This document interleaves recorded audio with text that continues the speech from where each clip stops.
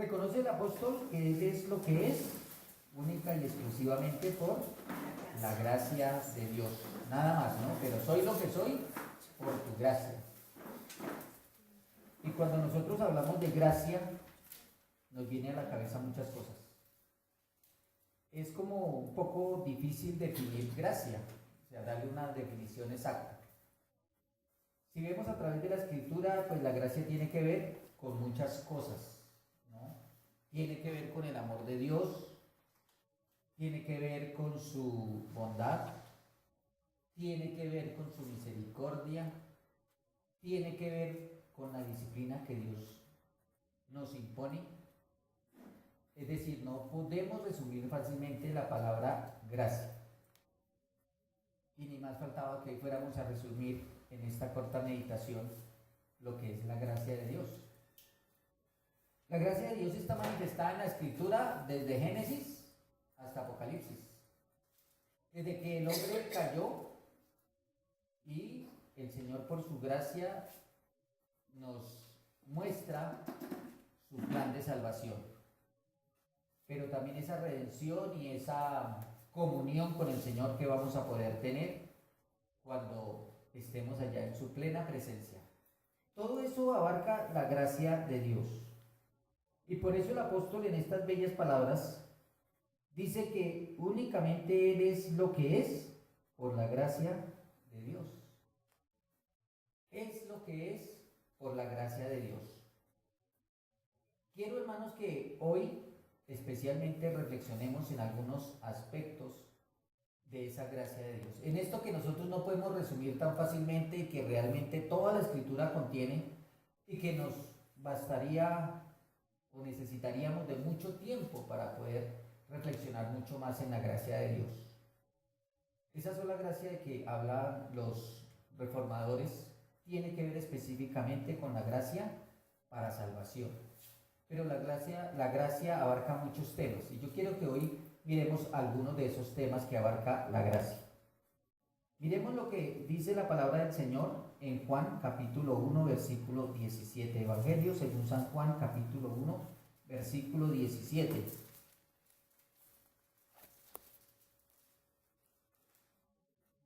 Dando testimonio de quién es ese verbo de vida, que también lo vimos acá, ¿cierto? De quién es ese logos. Dice, pues la ley por medio de Moisés fue dada, pero la gracia y la verdad vinieron por medio de Jesucristo. Está haciendo un paralelo, está haciendo un reconocimiento acerca de quién es Jesús. Y dice que la gracia de Dios se manifiesta a nuestras vidas a través del Señor Jesucristo. Recordemos que para el judío era demasiado importante la ley de Moisés y Moisés mismo, que era ese gran personaje de la antigüedad y que él estaba allí como ese representante de lo que Dios había querido comunicarle a su pueblo. Y ellos tenían en gran estima la ley. Pero allí lo que nos está diciendo el apóstol y lo que le está diciendo al pueblo es que sí, por medio de Moisés fue dada la ley, pero hay algo más grande que la ley y es la gracia de Dios. ¿Qué creían ellos que les transmitía la ley? Conocimiento de Dios. Y lo que aquí el apóstol está diciendo es que el verdadero conocimiento de Dios es dado a través de Jesucristo. El verdadero conocimiento de Dios es dado a través del Señor Jesús. Ellos tenían en gran estima a Moisés, ellos tenían en gran estima la ley, y no es para que la subestimemos. Pero nos dice allí que si nosotros queremos realmente conocer a Dios, solamente es a través del Señor Jesús. Que la ley con todas sus ceremonias, que la ley con todas sus virtudes morales, que la ley con todos sus mandamientos, no nos pueden dar el verdadero conocimiento de Dios. Esto es simplemente una sombra. Esto es simplemente unos datos. Esto es simplemente un boceto de quién es realmente Dios.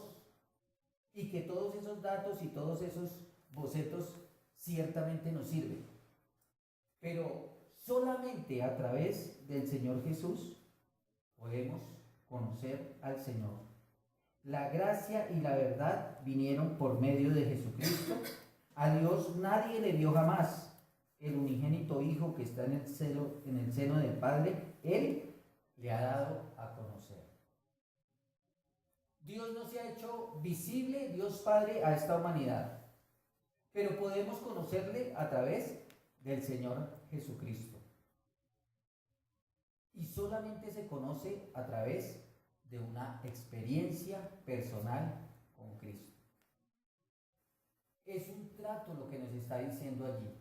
No es algo que simplemente lo que esté escrito nos lo pueda revelar, nos lo pueda dar a conocer en todo su esplendor, en toda su realidad. Si yo le dijera a alguno de ustedes, descríbame una bicicleta, ¿qué empezaríamos a decir? Bueno, es un aparato, ¿verdad? O es un vehículo que nos sirve para transportarnos. Esto consta de 2 ruedas. Algunas tienen unos cambios para que podamos aumentar o disminuir la velocidad. Tiene un sillín donde yo me puedo sentar. Y tiene un marco, una estructura que soporta todo lo demás. Es necesario que tenga frenos, ¿sí? Porque es bastante arriesgado que montemos bicicletas si no tiene un sistema de frenos para que cuando sea necesario podamos disminuir la velocidad. Hay unas más livianas, hay otras más pesadas, hay unas muy costosas, hay unas muy al alcance de nuestra mano. Y todo podemos describir una cantidad de cosas acerca de una bicicleta. ¿Y eso le da a usted el conocimiento de lo que es una bicicleta? ¿Puede usted con certeza saber lo que es una bicicleta simplemente porque alguien le describe ese aparato, ese vehículo? Usted, para saber lo que es una bicicleta, verdaderamente necesita tener contacto con ella. Todo lo que los demás le han dicho, todos los manuales le digan, pueden acercarlo y darle a usted una idea de lo que es una bicicleta. Pero usted no va a saberlo sino hasta que experimenta lo que es.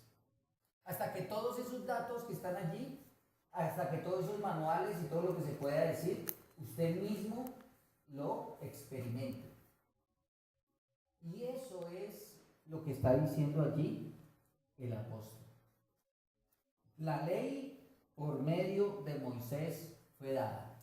La ley moral, la ley ceremonial, los mandamientos y todo lo que contempla lo que ellos llaman la Torá, nos da unos datos, nos da un acercamiento, nos da lo que nosotros necesitamos para tener una idea de quién es Dios.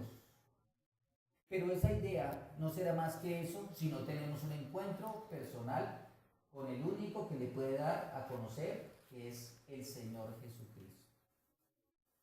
Necesitamos cada uno de nosotros una experiencia personal con Cristo para entender y conocer quién es Dios. Es necesario que cada uno de nosotros lo tengamos. Sin esa experiencia personal, no hay un verdadero conocimiento de Dios. Hay una cantidad de datos, de cifras, de cosas que nosotros podemos saber, que pueden estar en nuestra mente, pero que no nos muestran, como es la intención del apóstol, la gracia y la verdad de Dios. La gracia y la verdad de Dios es el conocimiento de Dios. Y únicamente lo podemos experimentar a través de ese acercamiento a Él, de esa comunión con Cristo, de esa experiencia personal con el Señor. Si queremos conocer a Dios, tenemos que conocer al Señor Jesús. Miren que aún sus discípulos, uno de ellos, cuando el Señor está hablando de su partida, nos dice, o le dice al Señor, muéstranos al Padre y nos basta. Y el Señor le responde, tanto tiempo hace que estoy con ustedes y no me han conocido. El que me ha visto a mí, ha visto al Padre. De manera que ellos tenían casi que la misma expectativa de todos nosotros. ¿Cómo es Dios? ¿Quién es Dios? ¿Qué esperamos de Dios? Pero únicamente, hermanos, si no entendemos que la gracia de Dios consiste en que nos muestra precisamente su ser a través del Señor Jesús, no podemos experimentar esa gracia de Dios en nuestra vida. La gracia de Dios no es una cantidad de datos que nosotros tengamos, sepamos en nuestra mente, sino es algo que necesitamos experimentar en nuestra vida y nos lleva a un verdadero conocimiento de Dios. Yo recalco esta palabra, verdadero conocimiento, porque ese verdadero conocimiento no nos lo da una serie de datos, nos lo da nuestra relación personal con Dios. Y esa relación personal se ve reflejada en nuestros actos. De la abundancia del corazón habla la boca. Por sus frutos los conoceréis, dice el Señor. Eso refleja siempre nuestra idea de quién es Dios, nuestro conocimiento de quién es Dios. La gracia consiste en el verdadero conocimiento de Dios. Un aspecto. Segundo aspecto que quiero recalcar hoy, y es esa operación de la gracia en nosotros. Gálatas capítulo 1, versículo 6.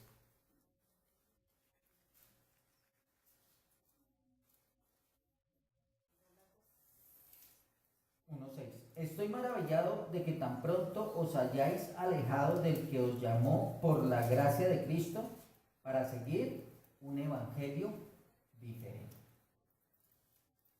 Le está recordando allí el apóstol a los Gálatas que ellos han sido llamados por la gracia de Cristo para seguir un evangelio que es único, es verdadero, es el único que existe, no hay más.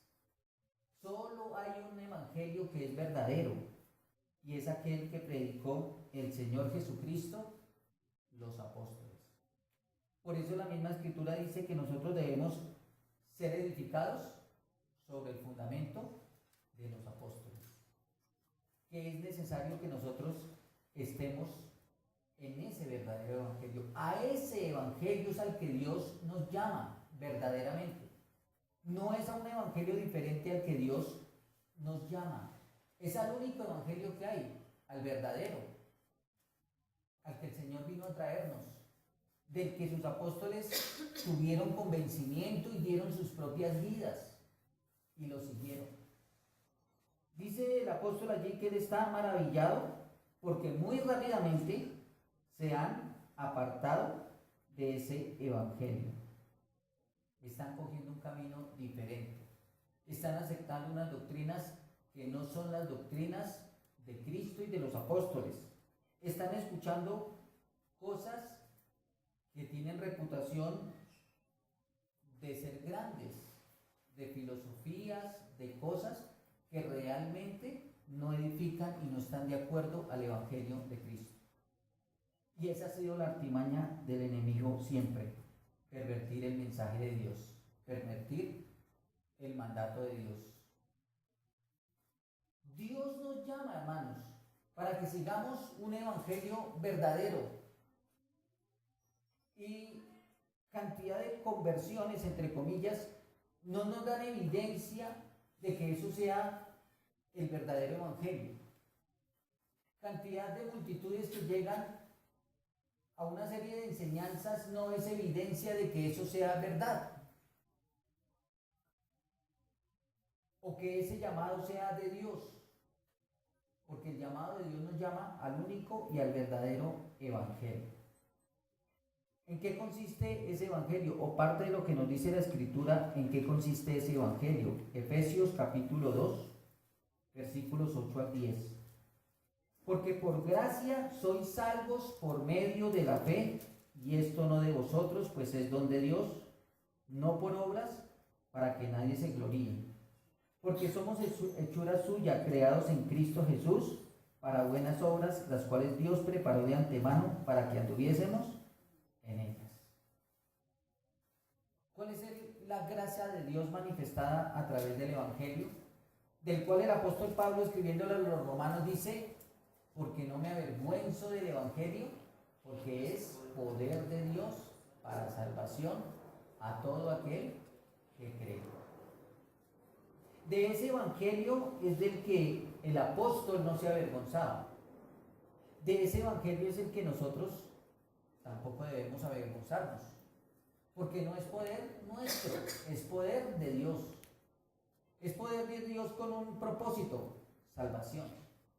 Que la gente entienda, según lo que nos dice allí en Efesios, que nosotros no podemos ser salvos por medio de ninguna obra humana que pueda contribuirle a Dios en su plan de salvación. Que nunca tendremos los méritos suficientes para tener la estatura o la calificación adecuada para que Dios nos acepte y nos justifique.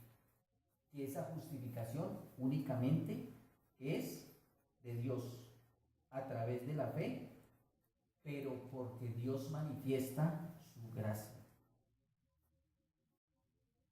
Pero también nos dice allí, hermanos, que nosotros no podemos quedarnos en eso.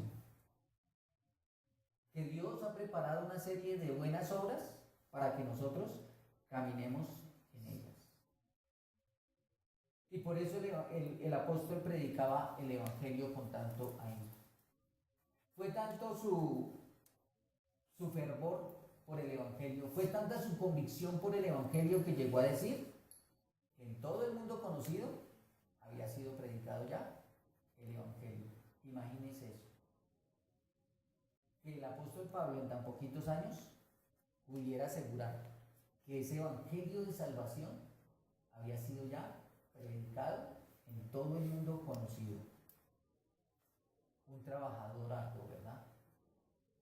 Como lo leímos allí en Corintios. Somos llamados, hermanos,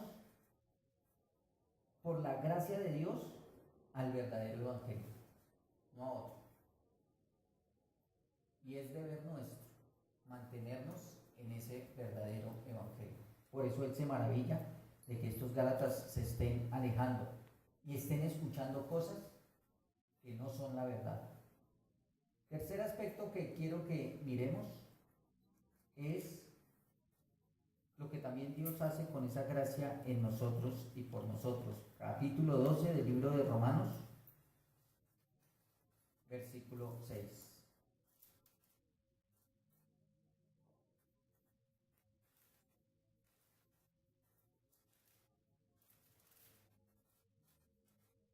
De manera que teniendo diferentes dones según la gracia que nos es dada, si el de profecía, úsese conforme a la medida de la fe, y sigue, ¿no? O si el de servicio, en servir, el que enseña en la enseñanza.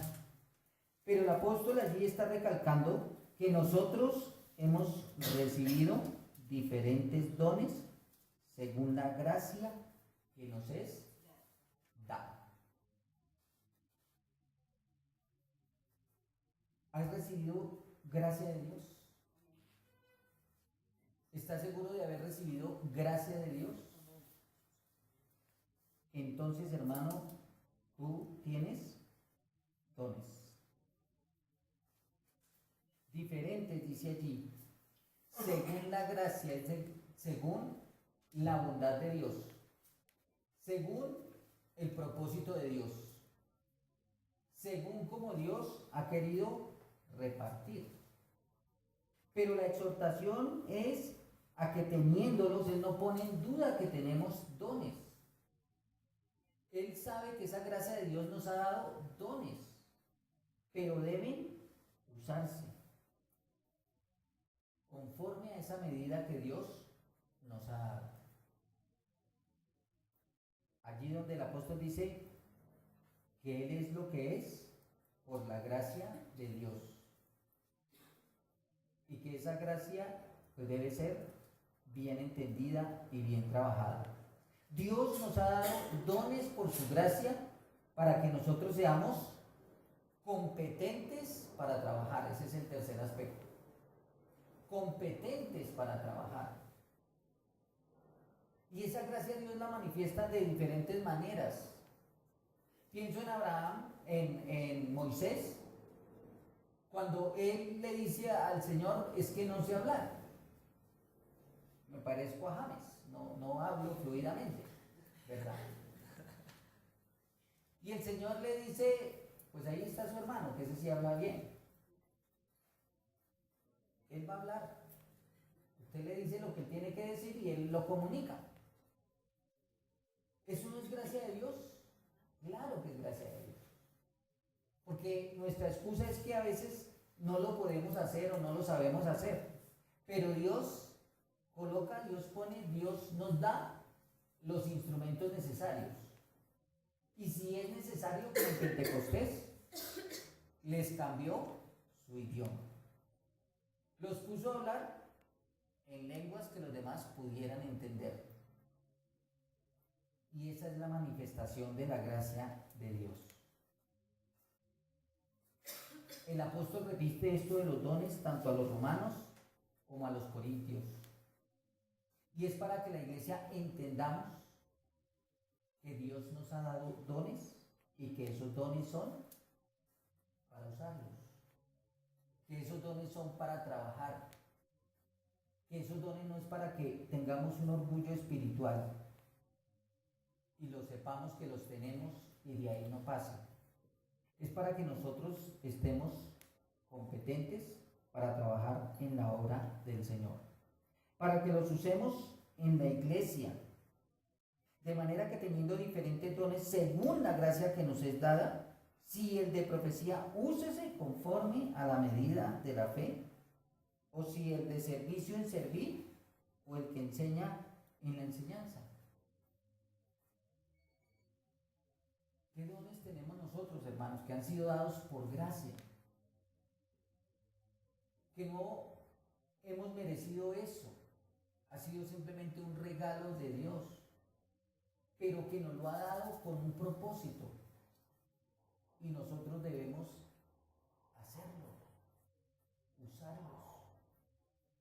¿No es bastante triste que teniendo dones de parte de Dios, nosotros los opaquemos, los ocultemos, los menospreciemos y no los usemos? Sabiendo que esos dones son los que le sirven a los demás. Viendo el aspecto natural, en el aspecto secular vemos estos grandes hombres que han traído progreso a la humanidad en diferentes campos.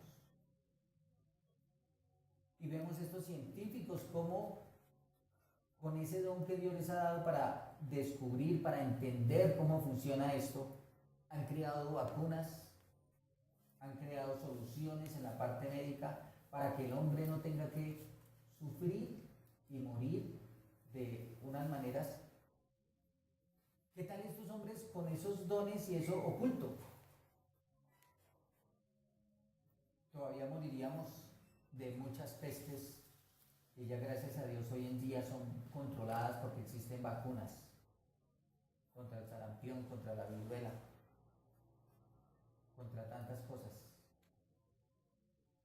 contra el paludismo. Pero antes la gente moría por millares debido a que no había la vacuna. Pero estos hombres entendieron y quisieron poner esos dones al servicio de la humanidad. Y la iglesia, nosotros nos avergonzamos. El apóstol Pablo dice, no me avergüenzo. Volvamos allí a Corintios capítulo 15, donde él está haciendo esa reflexión de que él es lo que es única y exclusivamente por la gracia de Dios que ha operado en él. Mire lo que hace el apóstol Pablo, reconoce que la gracia de Dios está con él, pero reconoce también que esa gracia no ha sido en vano con él. Él está allí hablando en los versículos anteriores acerca de cómo él es un verdadero apóstol de Jesucristo, de cómo tuvo un encuentro personal, lo que hablábamos al principio, con Cristo, de cómo el Señor se le apareció a él en versículo 8 y al último de todos, como a un abortivo, me apareció a mí. Porque soy el más pequeño de los apóstoles, que no soy digno de ser llamado apóstol, porque perseguí a la iglesia de Dios. Él reconoce esa obra maravillosa que Dios ha hecho en su vida, que no ha sido porque él estaba buscando a Dios de corazón, porque nació con esa intención, sino todo lo contrario, era un perseguidor. Y gracias a la gracia de Dios, él se convirtió en lo que llegó a ser ese apóstol. Pero no menospreció su apostolado. Aunque él conscientemente, humanamente decía, yo no merezco ser apóstol de Dios, lo soy. ¿Por qué? Por la gracia de Dios. No porque yo me haya propuesto, no porque ese fue el sueño de mi vida, sino porque la gracia de Dios operó en mí, es lo que está diciendo él. Pero ¿qué he hecho con esa gracia?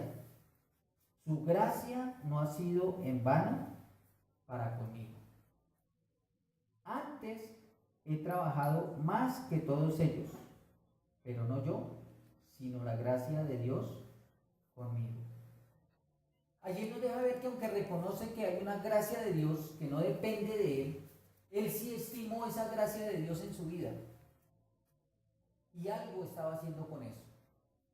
Y esa afirmación que él hace es superlativa.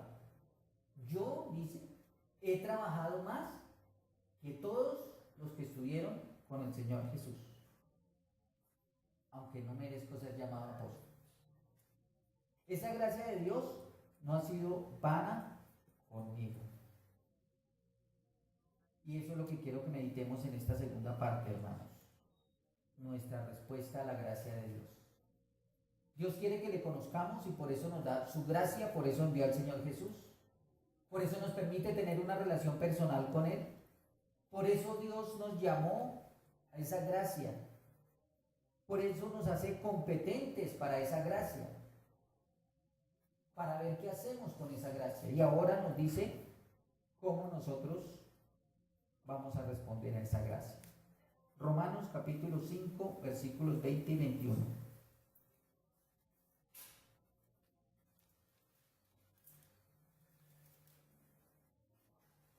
Pero la ley se introdujo para que el pecado abundase, mas cuando el pecado abundó, sobreabundó la gracia. Para que así como el pecado reinó para muerte, así también la gracia reine por la justicia para vida eterna mediante Jesucristo, nuestro Señor. Yo les pregunto, hermano, ¿ustedes están convencidos que hay pecado en el mundo? ¿Mucho o poquito? Mucho pecado. ¿Seguros que están convencidos de eso? ¿Están convencidos también de lo que dice el apóstol? Mas cuando el pecado abundó, sobreabundó la gracia. ¿Cuál es el problema?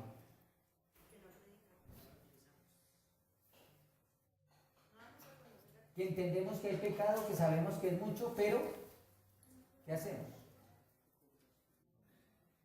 El apóstol estaba convencido que el pecado reinó en el mundo y que era mucho. Que cuando el pecado abundó, dice, sobreabundó la gracia. Es más abundante que el pecado, la gracia de Dios. Para que así como el pecado reinó para muerte, eso es lo que pasa en todas las vidas sin Dios, así también la gracia reine por la justicia para vida eterna. Hermanos, es necesario. La gracia de Dios es mayor que el pecado. Por eso desde el principio Dios hizo una provisión por el pecado. Con Adán, con Eva. Y siguió. Por eso llamó a los que llamó. Por eso mostró su gracia y quiso mirar. Hermanos, tenemos que conformarnos con ver este mundo pecaminoso. O tenemos que dar a conocer el evangelio verdadero. ¿Está convencido usted, como lo dije antes, como dice el apóstol Pablo, que no se avergüenza del evangelio porque es poder de Dios para salvación? ¿O sí se avergüenza, hermano? Yo sé que ahorita podemos todos responder. de labios para afuera. Pero analicémonos internamente. Nos avergonzamos porque alguien no nos creyó y nos quedamos ahí. Y esas son las razones para no seguir predicando el Evangelio. O a veces ni siquiera lo predicamos. Dice el apóstol, porque la gracia de Dios no ha sido vana para conmigo, porque eso lo he demostrado trabajando más que los otros apóstoles. Creemos, hermanos, de corazón que Dios es poderoso para transformar vidas. Y que no importa la magnitud del pecado del pecador, realmente Dios puede transformar la vida de alguien. Hermanos, si no lo creemos hoy, la gracia de Dios está aquí, está con nosotros. Se quiere manifestar para que nosotros lo creamos verdaderamente. Y al creerlo, lo manifestamos. Primeramente con nuestra vida. En el versículo 14 dice, porque el pecado no se enseñoreará de vosotros, pues no estáis bajo la ley, sino bajo la gracia. El pecado no se puede enseñorear del que está bajo la gracia de Dios. No se puede enseñorear. Es necesario que creamos esta palabra. Primero para nuestras propias vidas. El pecado no se puede enseñorear de mi vida porque la gracia de Dios es completa. Como veíamos el viernes en un corto mensaje de un predicador, el perdón no es suficiente. Dios nos perdona no para que volvamos a caer y a caer y a caer en el pecado, sino que Dios nos perdona para mantenernos limpios, para que constantemente estemos siendo limpiados por esa sangre y para que ese pecado no nos domine. En eso consiste la gracia de Dios. Pero nos cuesta porque a veces esa gracia pareciera que fuera en vano para con nosotros mismos. Sí, como que Dios hizo algo, pero algo pasajero, algo superfluo, algo que no es realmente completo en mi vida. Y así no es. Me encanta leer libros acerca de misioneros, de evangelistas.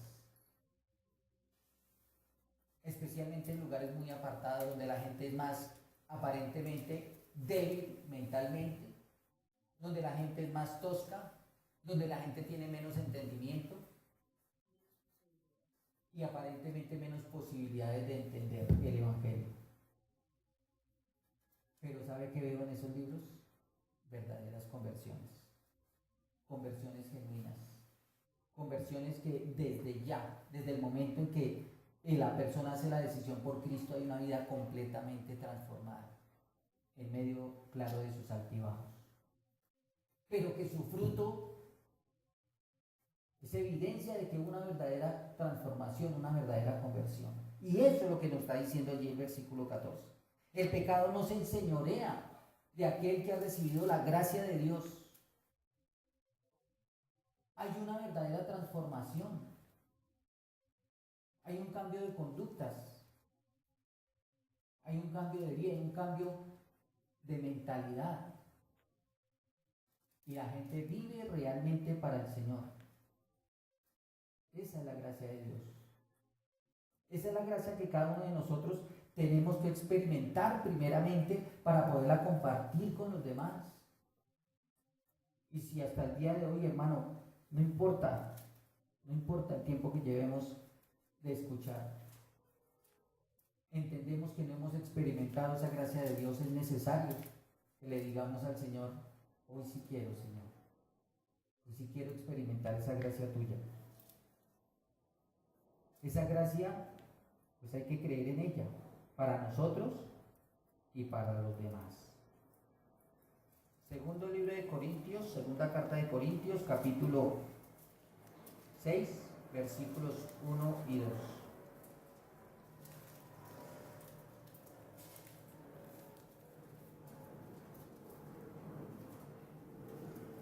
Así pues nosotros como colaboradores suyos os exhortamos también a que no recibáis en vano la gracia de Dios, porque dice, en tiempo aceptable te he oído y en día de salvación te he socorrido. He aquí ahora el tiempo aceptable, he aquí ahora el día de salvación.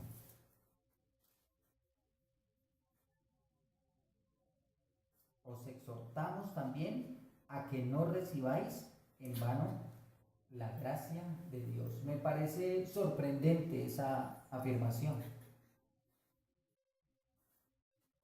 porque la gracia de Dios pues es gracia y tendría que operar para lo que está hecha. Pero aquí el apóstol hace una exhortación a estos corintios creyentes a no recibir en vano esa gracia de Dios. O sea, que no sea superfluo, a que no sea pasajera, que no sea algo efímero. Ya en días pasados se hablaba aquí de la vanidad. No reciba en vano la gracia de Dios. Ahí está. Dios nos da sus dones. Dios nos permite tener esa experiencia con Cristo. Por ella somos llamados. Y todo eso está bien. Y me acordé de esta mujer que teniendo un perfume muy costoso, un día antes de que el Señor fuera crucificado, rompió ese perfume y ungió al Señor para su sepultura, como él mismo lo dijo. Y si eso no es ser tocado por la gracia de Dios, pero pensaba yo, eso es como tener un perfume, pero no usarlo, ¿no? ¿Para qué estaba reservando esta mujer ese perfume? ¿Para qué se utilizan los perfumes normalmente y entre más costosos, más selectos? Para ocasiones especiales. Pero ¿qué hubiera sacado esa mujer con tener ese perfume guardado para siempre? Porque es muy costoso. Allí lo tenía, le había costado, ¿no? Era de gran precio. Pero lo usa en la ocasión más especial. En la ocasión en que debía ser usado. Pero todos estos elementos que hemos visto a veces parece que nosotros fuera como ese perfume costoso que tenemos, que hemos recibido, que Dios nos da, pero lo tenemos allí guardado. Sí, es muy costoso, es muy rico, es muy delicioso. Qué bueno que los demás puedan disfrutar de ese perfume. Pero cuando habla el apóstol de que recibir la gracia de Dios en vano, y está refiriéndose aquí pues especialmente a esa salvación, es como es esa respuesta nuestra al Evangelio de Dios. ¿Cómo es? ¿Cómo se manifiesta realmente? Debe ser una respuesta positiva. En tiempo aceptable te he oído y en día de salvación te he socorrido. Esa es la propuesta de Dios. Y dice el apóstol ahí aquí, ahora el tiempo aceptable. Porque esa es la cuestión del ser humano. Dios dice, en tiempo aceptable te he oído. Bueno, Señor, ¿y cuál es el tiempo aceptable? Pues hoy es el tiempo aceptable. En día de salvación te he socorrido. Bueno, Señor, ¿cuándo es el día de salvación? Pues hoy es el día de salvación. Es decir, no hay excusa. Están dadas las cosas para que ahora mismo nosotros demos una respuesta positiva al Evangelio. Hay muchas formas en que se puede servir a Dios. Hay personas que están sirviendo a Dios por presión, porque se sienten presionadas que si no lo hago, pues algo va a pasar con mi vida. Me va a ir mal, ya Dios no, las bendiciones que están allí retenidas en el cielo y guardadas en un cajoncito no van a bajar de allí, ¿sí? Y yo necesito desatarlas entonces necesito servir a Dios. Podemos servir a Dios porque somos manipulados, porque de alguna forma enajenan nuestra mente y nos llevan a servirle a Dios por motivos diferentes. Y es que nos han convencido de que solamente hay ciertas formas de servir a Dios. Se le puede servir a Dios también porque somos amenazados. Si no le servimos a Dios, pues van a venir una serie de calamidades, nos van a pasar cosas. Somos presionados y entonces cada una de esas cosas nos lleva a servir a Dios. Pero ¿cuál es la verdadera forma de servirle a Dios? Por amor. Porque he entendido primero yo la gracia de Dios en mi vida y esa gracia me ha hecho entender que todo es fruto del amor de Dios. Y ese amor me mueve a hacer lo que Dios sí me dice que haga, pero no porque he sido manipulado, no porque he sido presionado, no porque he sido amenazado, sino porque como respuesta a ese amor de Dios, lo hago.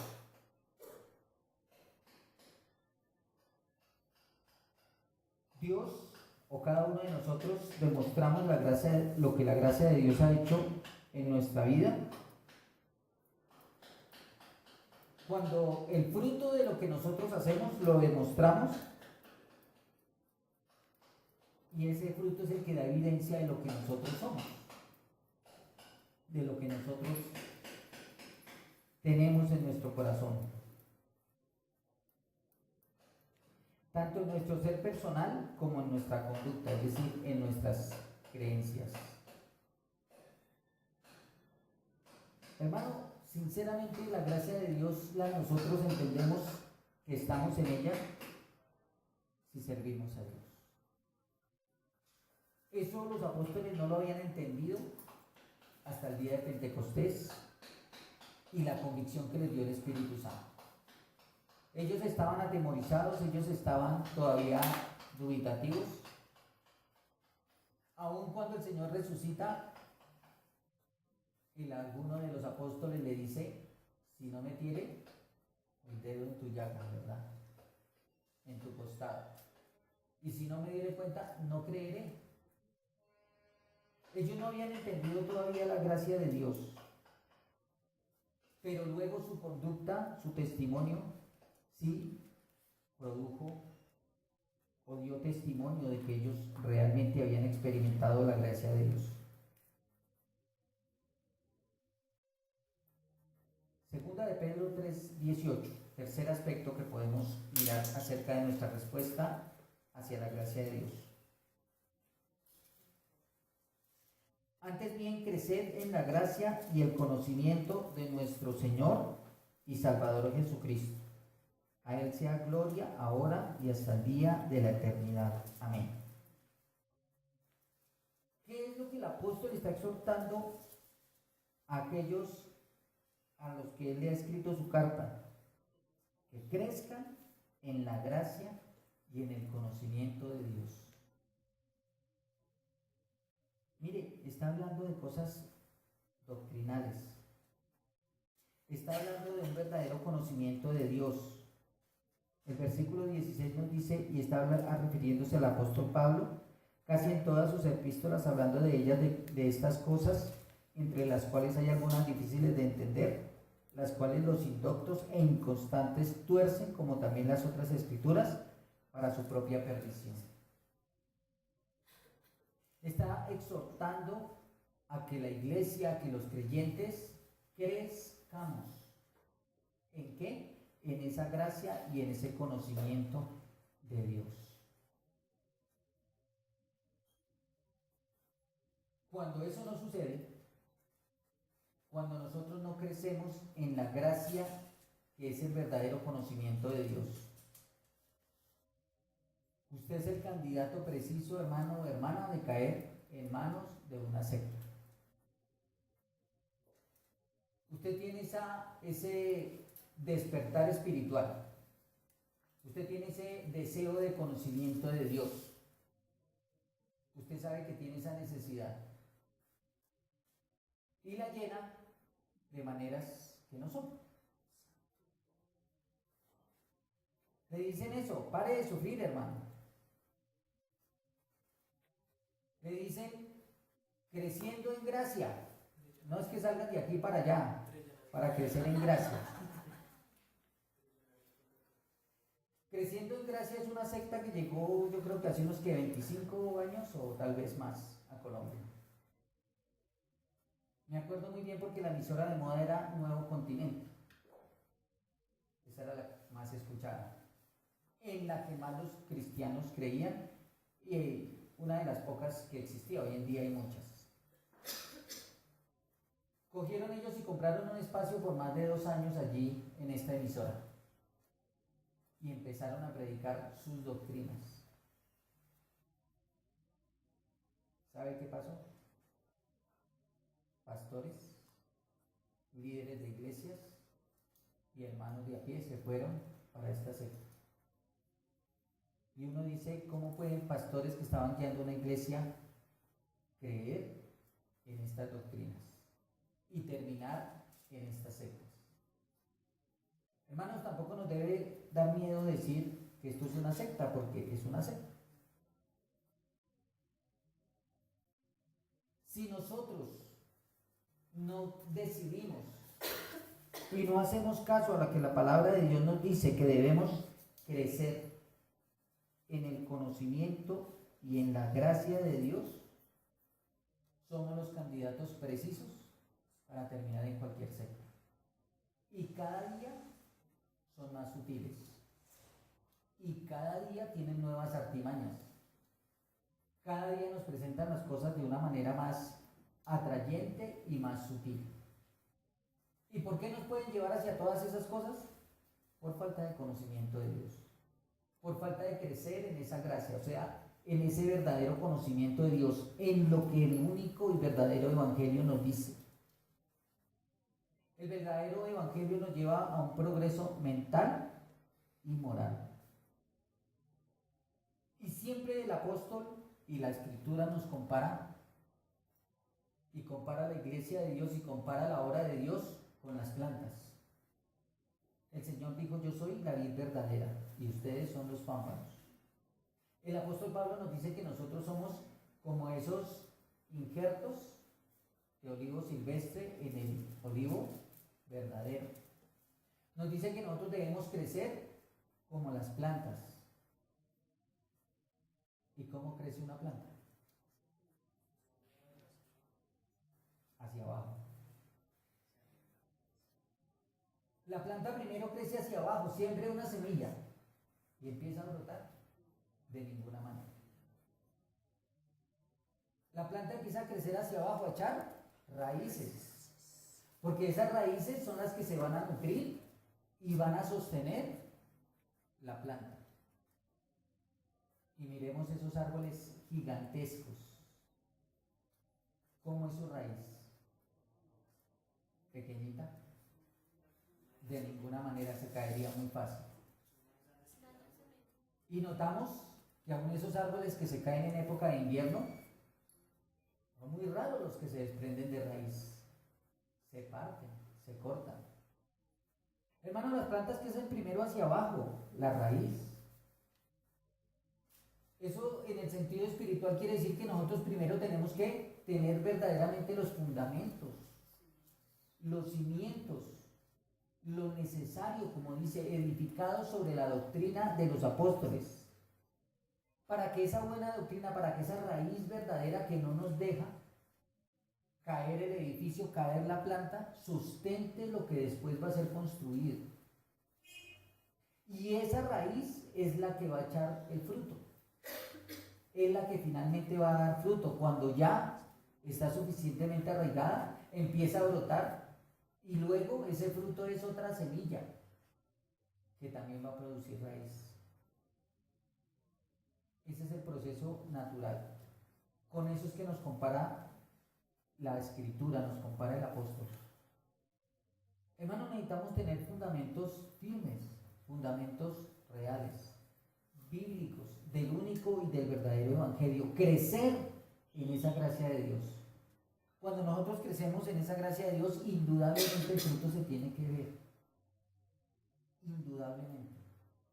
Indudablemente lo que yo siembro me va a producir un árbol de eso que siembro.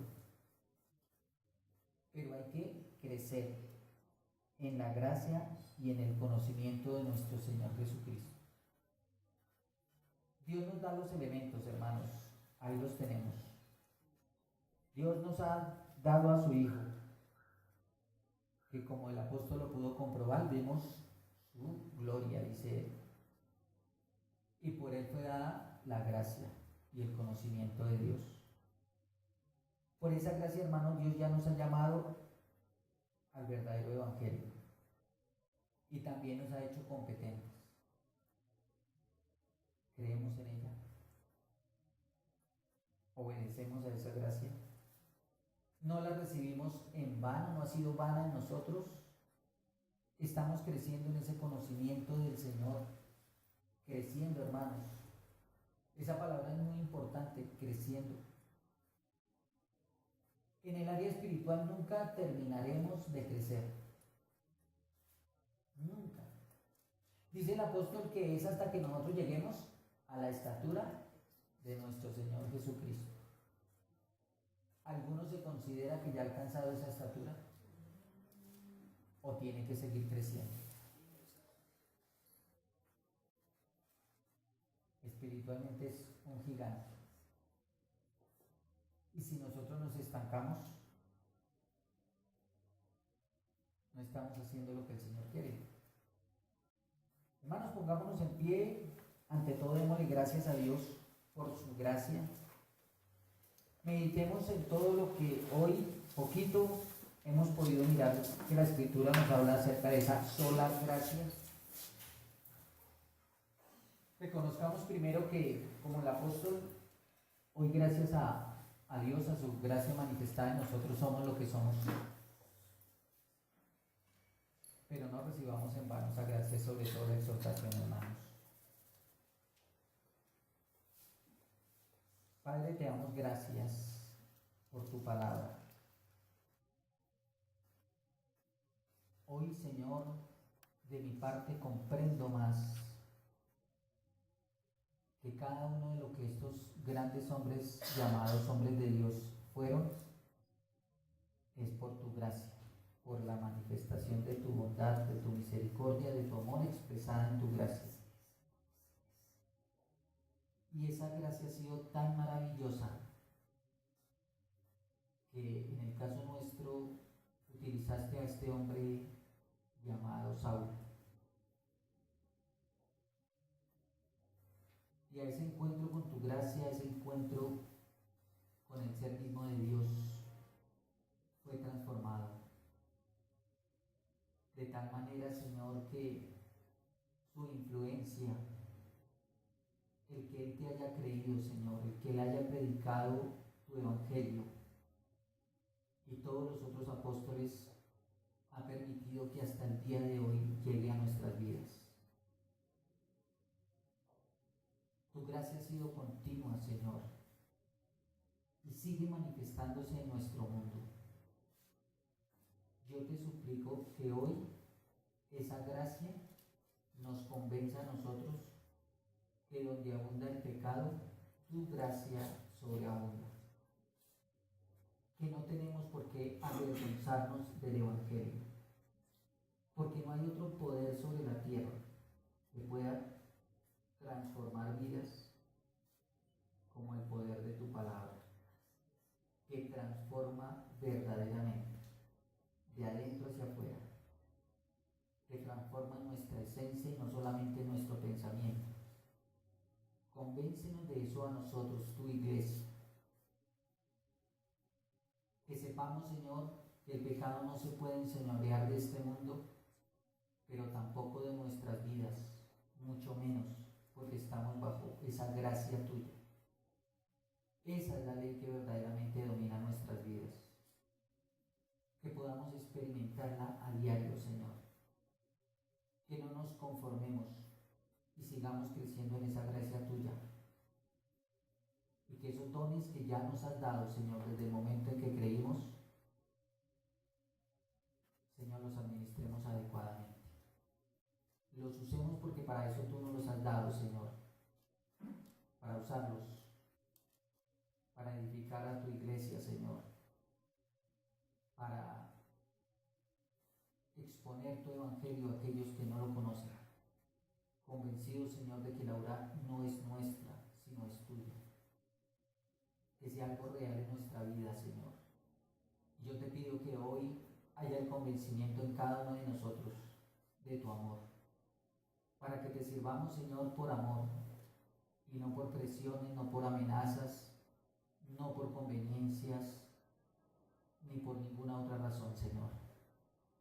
Guárdanos en este verdadero evangelio, presérvanos, Señor, que esa gracia se manifieste en nuestra vida, para que nunca vayamos a caer en las manos de alguna secta, Señor, sino que podamos predicar el único y verdadero evangelio y vivirlo en nuestra vida. Y todo esto sabemos, Señor, que ocurre en nosotros y que has escuchado nuestra oración, porque tu gracia ha sido derramada abundantemente en nuestra vida. Te alabamos por ello, Señor, te bendecimos. Y cada uno de los aspectos que cobijan nuestra vida, Señor, los diferentes, sabemos que están en tus manos, porque tu gracia es preciosa para con nosotros y nunca nos abandonas y siempre eres fiel, Señor, y permítenos responder a ese amor tuyo con amor, para gloria y honra de tu nombre en Cristo Jesús.